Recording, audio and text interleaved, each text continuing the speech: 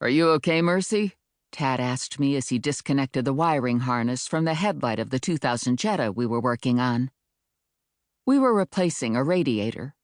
To do that, we had to take the whole front clip off. It was a rush case on a couple of fronts. The owner had been driving from Portland to Missoula, Montana, when her car blew the radiator. We needed to get her back on the road so she could make her job interview tomorrow at 8 a.m. The task was made more urgent by the fact that the owner and her 3 children under 5 were occupying the office. She told me, family in Missoula who could watch her children, but nobody but her alcoholic ex-husband to watch them in Portland, so she'd brought them with her. I wished she had family here to watch them. I liked kids, but tired kids cooped up in my office space were another matter. To speed up the repair, Tad was taking the left side, and I was working on the right. Like me, he wore grease-stained overalls. Summer still held sway, if only just, so those overalls were stained with sweat, too. Even his hair showed the effects of working in the heat, sticking out at odd angles. It was also tipped here and there with the same grease that marked the overalls. A smudge of black swooped across his right cheekbone and onto his ear like badly applied war paint. I was pretty sure that if anything, I looked worse than he did. I'd worked on cars with Tad for more than a decade, nearly half his life. He'd left for an Ivy League education, but returned without his degree and without the cheery optimism that had once been his default. What he had retained was that scary competence that he'd had when I first walked into his father's garage looking for a part to fix my rabbit and found the elementary-aged Tad ably running the shop. He was one of the people I most trusted in the world, and I still lied to him. "Everything's fine," I said. "Liar," growled Z's voice from under a '68 Beetle. The little car bounced a bit, like a dog responding to its master. Cars do that sometimes around the old iron-kissed Fae. Z said something soft-voiced and calming in German, though I couldn't catch exactly what the words were. When he started talking to me again, he said, "You should not lie to the Fae, Mercy. Say instead, 'You are not my friends. I do not trust you with my secrets, so I will not tell you what is wrong.'" Tad grinned at his father's grumble.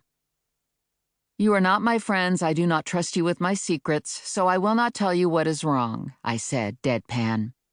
"And that, father of mine," said Tad, grandly setting aside the headlight and starting on one of the bolts that held in the front clip, "is another lie." "I love you both," I told them. "You love me better," said Tad.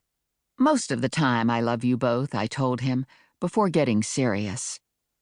"Something is wrong, but it concerns another person's private issues. If that changes, you'll be the first on my list to talk to." I would not talk about problems with my mate to someone else. It would be a betrayal. Tad leaned over, put an arm around me, and kissed the top of my head, which would have been sweet if it weren't 106 degrees outside.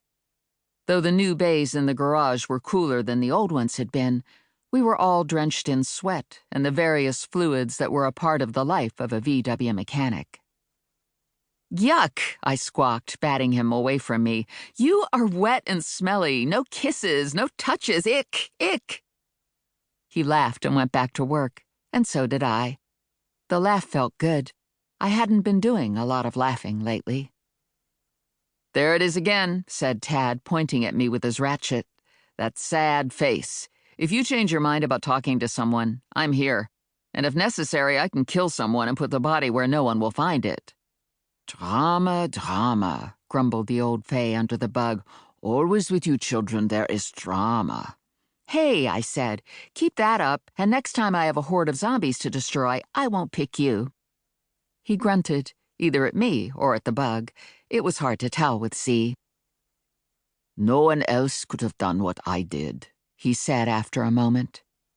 It sounded arrogant, but the Fae can't lie, so Z thought it was true. I did too. "It is good that you have me for a friend to call upon when your trauma overwhelms your life, Liebling. And if you have a body, I can dispose of it in such a way that there would be nothing left to find." Z was my very good friend, and useful in all sorts of ways besides hiding dead bodies, which he had done. Unlike Tad, Z wasn't an official employee of the garage he'd sold to me after teaching me how to work on cars and run the business. That didn't mean he was unpaid, just that he came and went on his own terms, or when I needed him. Z was dependable like that. "Hey," said Tad, "quit chatting, Mercy, and start working. I'm 2 bolts up on you, and one of those kids just knocked over the garbage can in the office." I'd heard it too, despite the closed door between the office and us. Additionally, just before the garbage can had fallen, I'd heard the tired and overworked mom try to keep her oldest from reorganizing all of the parts stored for sale on the shelving units that lined the walls. Tad might be half Fae, but I was a coyote in my other form. My hearing was better than his. Despite the possible destruction going on in the office, it felt good to fix the old car. I didn't know how to fix my marriage. I didn't even know what had gone wrong. "Ready?" asked Tad. I caught the crossmember as he pulled the last bolt. A leaking radiator was something I knew how to make right.